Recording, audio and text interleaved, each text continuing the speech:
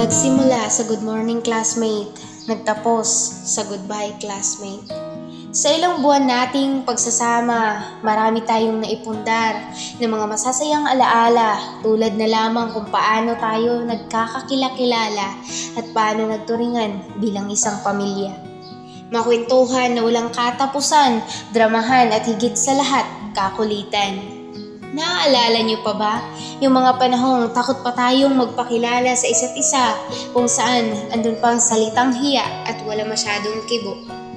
Hanggang sa pinatayo tayong lahat sa harapan upang sabihin ang ating mga pangalan. Siyempre, lahat ay kinakabahan lalo na kung yung apelyido mo ay nasa unahan ng listahan. Habang tumatagal, nagbabago ang ating galaw, naging komportable tayo sa isa't isa at lumabas ang tunay na ugali. May joker, may baliw, may tahimik, may maingay, may maputi, may maitim, may maganda, may pogi, may nakabrace, at halos lahat walang pake.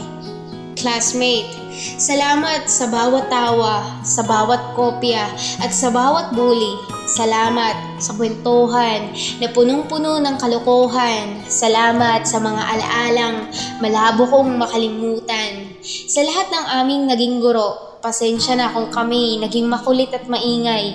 Maraming salamat sa lahat ng inyong itinuro, mga aral na aming natututunan at dadalhin namin ang lahat ng inyong itinuro hanggang sa kami ay tumanda.